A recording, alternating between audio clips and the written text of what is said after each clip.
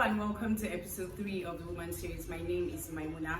Today I will be talking to Akinyemi Bukola Vivian. She is a fashion designer and an editor, and she'll be talking to me about winging life, navigating life as a single mom in her mid-20s.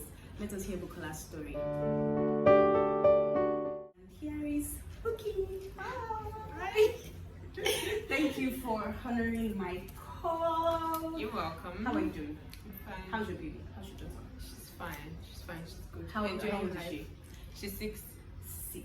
Yeah. Okay, let us go straight into this without wasting time. So briefly, before we get into the whole thing itself, briefly, walking out of your marriage, deciding to do this, what did you feel like for it? I know it's not a decision that comes easy to people. It didn't come easy, but it was my best bet. Well, let me take it to the start. Okay. I would say it was a thought process that had started long before I physically left. I had left in my mind. In your mind. Before I eventually left, because there were a lot of bad stuff that I can't really go into right now. So I started thinking of it in my head, like, oh, can I afford this? Where are we going to live? And blah blah. Every time I go out, every time I go to work, on my way home, I'll be like, okay, can we live in this area? Will apartments in this area be affordable? And I just have random thoughts like that. But I still kept pushing. To be honest, I was done, but I was also pushing and seeing if things could work. But when I saw that for my own mental health, that was the best decision I could have made. That was just it. So I had to leave. You had to just leave. And taking your child with you, did it come easy? I use my brain. I use my brain because it's not. I didn't create the scenario. I didn't give chance. Okay. I just waited for him to leave the house. I waited for him to leave the house. I called work that I wouldn't be coming. Okay. I went to get the truck. I packed all my things and I left before he came. And I sent him a message and I blocked him. Wow. Okay, that is a lot. But what was the final straw for you? Because I feel like for every situation, everybody can endure to a particular point until one particular thing happens. What was the final straw for you that you need that today, that truck must come to my house today? The funny thing is that I actually left the house twice. The first time I left, it was on the grounds of physical abuse, and I had always been saying this all my life, that the moment anybody beats me, even if it's just a slap, I'll pack my things and leave. But this one was not just a slap, it was proper man and war beating, and I just had to leave the first time. But everybody came, everybody started, our parents, how they behave. Yeah, that would have been the next question. Yeah. How did your parents? They were just. My daddy especially said something that Ashishe Omagba. I'm like, ooh, this is not Ashishe. This is not Ashishe. This is common sense. And what I liked about the scenario most was that I did not provoke him. He just did it because he wanted to show power. So it wasn't any Ashishe. Then, but on the long run, I eventually had to go back home, especially because we didn't really have a place to stay. I was staying with my friend at the time, and our dad didn't really like it, and he was trying to settle it, and we just didn't like it, and I knew that our days there were numbered, and he also was apologizing that he wouldn't do such again. As usual. Yeah, as usual. They would always apologize. So I eventually said, okay, let's give it one. In my head, I'm like, just one last time. After this time, he better behave well. So I just went back, let's just try it again. And I told him that as we're going into this, just make sure that everything is okay, because this is the last show. This is the last time. So it was as if I never left. When I went back, it was as if I never left. It was we just went back into everyday fighting, everyday arguments, everyday like walking on eggshells in the house. And the last straw that broke the camel's back, or how do they call it? I can't even say it on www because I still have to protect his dignity. He's my daughter's father after all, but it's not pretty. Wow. So I just had to leave. So, how long have you been doing this for now on your own? I think it's been over 2 years. Yeah, it's been over 2 years. Over 2 years. Yeah. Okay. So what has been like your biggest challenge so far?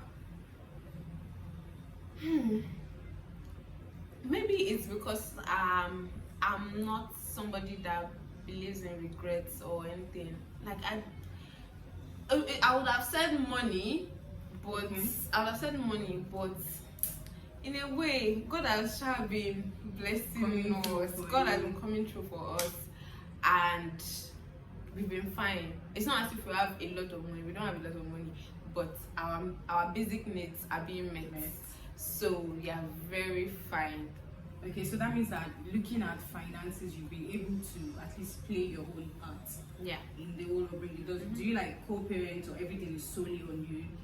Well, it depends. It depends on what you call co-parent. Okay. In the aspect of the custody of the child, she goes to school Mondays to Friday, of course, and she goes to his place every other weekend to spend weekends with him, because to me that's important. I wouldn't take a father away from her. So yeah, in the aspect of custody, then in the aspect of finance, it sends a monthly feeding allowance. Okay, there's an agreed. I didn't tell him any specified amount. Okay. He was saying he just according to his discretion. And to be honest, I'm not about to start writing down list of okay, is this enough or is this not? Because even if it doesn't send it, we'll be fine. All right. And as school fees, well, we're paying it equally before, but since we moved to this, because we just moved to a new area, since we moved to this new area, because I changed our school without his permission, he has been paying 1/5 of our school fees. Wow. And has that put like any strain on your finances? Well, thankfully not, because God has sent an helper to me. Aww, so yeah. You mentioned in your statement that your daughter goes to see her dad like every other weekend. How does that make you feel? Does it make you kind of like anxious or scared? You know, there's this thing about well, mostly the husbands or the ex-husband or fathers would say that staying at your mom will put this idea in your head. I don't know if you understand that kind of thing. So now that your child goes to her father every other weekend, do you have like any paranoia, any anxiety about it? To be honest, I don't, because of course, like there are things that are said about me in her presence, and when she comes back home she says it, but we have a good relationship, and she's a smart child. We have conversations where I talk to her like I'll talk to my friend. So when things like that, when she talks, sometimes she'll come back home and she'll be like, why are you choosing your friends over your family? And I'll be like, I'm not choosing my friends over my family. I'm choosing myself. I remember I keep telling her every time that if I'm sad, you will not be happy. I would not be able to train you well. You can't have a sad mommy, because it will also affect you. This is the best version of me, and this is the version that pays you. So at the end of it, we always like settle things till the next time she comes with another episode. Okay, but then on a more in-depth scale now, do you think maybe this separation has had an influence on your child somehow? Obviously, you said she's a smart girl and you guys talk, but do you think that, you know, going there and probably experiencing maybe another woman and then you as just you, do you think like it has had any influence on her? Well, to be honest, at first she was confused, but like I said earlier, she came back home with a lot of questions that they refused to answer there. Okay. And she was like, is she going to start staying there forever? Is she going to be my stepmother? I'm like, okay, just calm down. Did you ask your daddy? Said yes, but he did not see anything. I said, okay, next time ask your daddy. Again. And I think she's not your stepmother yet because they are not married, but she's your father's girlfriend. Okay. Although I've had people tell me, you tell your daughter too much, but there are things that are in her face, and I can't afford to have a confused and angry child. Okay. I would rather explain things to her, even though she's like some things are a little above her age, but I would rather have her understand the way things are, because I don't think there's any advantage to her being confused. And to me, like our parents did to us, you understand when you grow older, you understand. Like I don't buy that idea. So I just explained to her that she's your father's girlfriend, and they may or may not get married, and she may become your stepmom. But for now, she's just your father's girlfriend, and she may stay here. She may be here forever or not. So, and to be honest, the lady has been kind to her, and they've gotten, after we had that conversation, I think she kind of opened up to her, and they've been getting along Quite well. Yeah. Oh, okay, so let us move to you now as a person. So there's this society. Okay, this person is the queen of cruise, so I'm not surprised. But so let us move to you now. There's this societal representation or stigma. I know you're very, very. She sleeps on Instagram stories, you guys, so she knows what I'm talking about. But you know all this thing about single moms. Okay, let me put this in context for you. So I'm very sure you saw the tweet as well. So there was this tweet I saw about a guy telling other guys, advising other guys not to get married to ladies who are raised by single moms, talking about how single moms raise the worst kids and everything. Now, seeing you in that situation, and you're like pretty young, you're in your mid-20s, do you feel one way? Like later when it's just you and your thoughts and everything, do you feel anyhow? Well, I would not even say it's easy. I wouldn't say it's all rosy, because to be honest, sometimes it can get quite lonely, especially because coming from a marriage, not like I just had the child. Yeah. Coming from a marriage, like it was a home, and all of a sudden it's just me, especially when I just left the house. The part where I felt it the most was when I was having to prepare for school alone, because before it was our father would have been packing a lunch box while I would be getting ready. So when I started doing the two together, I wanted to run mad. But I found my balance, and we moved past that. And concerning the society, and the society says shit anyway. Like I don't conform with most of norms. Yeah, most of what they have to say anyway. So I don't let it get to me. When I see stuff like that online, I know it's not true. There are a lot of Justin Bieber was raised by a single mom. Okay. He's doing very well, as the whole world can see, and a lot of other great people. As a matter of fact, I feel like there's no difference. If you'd turn out as a good child, you will. And if you turn out as a bad child, you will. It's just about the parenting. It's not about whether it's a single mom or both parents. Okay. I of course don't agree with that. And people always look at you somehow, but I don't even notice. I don't notice. People always have their opinions anyway, but I don't let it get to me. I barely even notice. Because I'm happy. I am like I was a shadow of myself. I don't know what people think gets to me, because I know I'm definitely happier. And every time I have anything to, like every time I look back, I just always thank God, because I wasn't happy.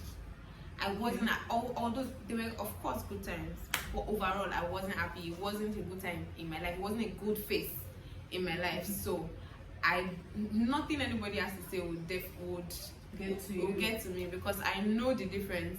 I know that I'm in a better place. So It's way better, right? Yeah. Okay, so have you tried to go back to dating some other person or get back? Okay, I'm sensing there's something in there. Yeah.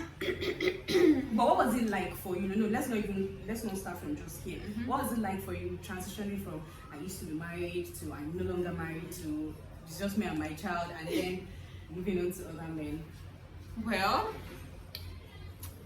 I was still telling my younger sister this morning that I would never get people that would be like, oh, I've dated this guy for so long. Where will I start from? Like, I don't understand. You're not starting your life over. You're just moving on. I don't. It was just like if I don't know. I don't want to sound like I'm lying, but it was just like a smooth sail for me because I'm a people person. Maybe that's a bonus. Okay. So I kind of get along with everybody. So making friends, and I have a whole lot of male friends normally. So Okay. making friends, meeting new people has never been my problem. Okay. So I guess it was quite easy for me to, and I just always like that's the first thing you get if I'm meeting somebody for the first time. That's if I'm telling you straight up, I have a daughter. Okay. Of course, I'm not going into the details of I used to be married or whatever, because people are temporary, so you don't want to be putting out everything out there for temporary. but I have a daughter. Like, hello, I'm a single mother of mom of one. So, do you want to get to know me or you want to walk away? Okay. And to be honest, it hasn't stopped anything. It hasn't stopped anything. I don't think I've met anybody that liked me that now changed his mind. Because Okay, that would have actually been the next thing. Like, has there been anyone oh, that I think I'm going. Don't mind just me. continue. Don't mind me. So I've never met anyone that likes me, Okay. but that now feels differently because I have a child. It has never been an obstacle for me, and I've heard that a lot of other people too have the same experience. A lot of other single mothers have the same.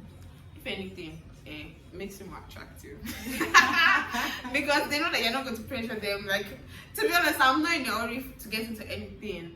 Okay. I've been there, done that. So hello.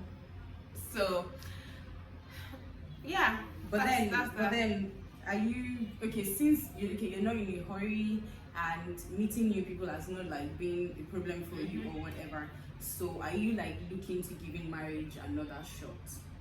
Of course. Hard guy, but I'm a hopeless romantic. I beg. I want to have my family. I want to have, but this time I'm not in a hurry. Okay. As a matter of fact, I feel like I'm going to be in my mid-30s when I would get married again. Of course, it's not solely dependent on me. Okay. There's also destiny. There's also the other person that's going to be involved. Okay. But I'm definitely giving marriage another trial. But this time I'm just going to be more intentional because my first one wasn't so intentional. It was just, Okay. So and then of course you would not want to make the same mistakes. exactly. Although if I make another mistake, I'm going to leave again because I'm going to leave. Although I don't plan. I'll pray for that to happen. But I'm not one of those people that will be like, oh, I can't afford to make another mistake because I don't want people to start counting that, oh, she has had 3 husbands. If you want to count, you'll be okay. As long as I'm fine, you'll be okay. Everybody will be fine. Alright, eventually. Yeah. Okay, so one last thing. Do you sometimes feel like so there's this belief that as long as the parents are not like under one roof, there's always going to be that element of togetherness and family and and bond would be absent in a child's life. And Well, you share that sentiment as to well? be honest, there are certain settings that she doesn't get to experience anymore because I'm not going to her father's house and it's not coming into my. So she barely has both of us in the same space. and no matter what, no matter how you, even if he gets married again, it can never be the same. So I know that there is that, but I just don't think that it affects this child as much as people paint it out. Like it's going to have a major effect on the child's growth or development or the child's reasoning, because she knows what a family should be. She knows she knows she knows she has a father, she knows she has a mother, she knows the roles. It's just that she doesn't get to experience it anymore. And of course, sometimes I wouldn't even lie, sometimes I feel guilty. I feel guilty that I've deprived this child of some things, some moments of, just probably coming back from school and meeting your father, because that never happens anymore. Except for now. Right now she's on holiday, and she's on a summer holiday, and she's with her father. And of course, when she gets back from summer class, she'll get back to him. So I'm hoping that will be some sort of maybe compensation. Yeah, compensation. Yeah, that's the word. I'm hoping that would like make up for those moments. Yeah. I just have to make do with what I have. What you have. Yeah. Yeah. So are you putting in so much work? Do you feel like you're putting in extra work now than when you people were together, like during the good times, and when you were together as a couple with your child? Do you think you're putting in like extra work now?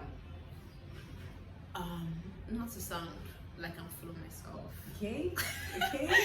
But I've always been hardworking, and I've always been entrepreneurial.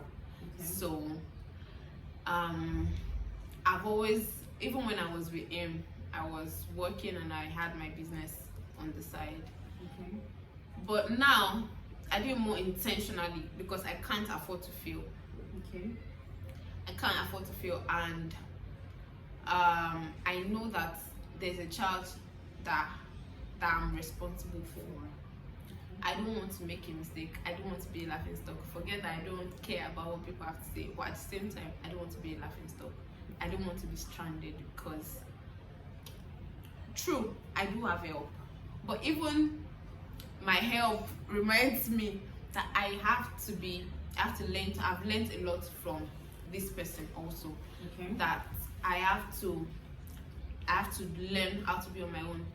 Say something happens and I'm just for myself, I've learned to budget. I'm more disciplined now, I would say.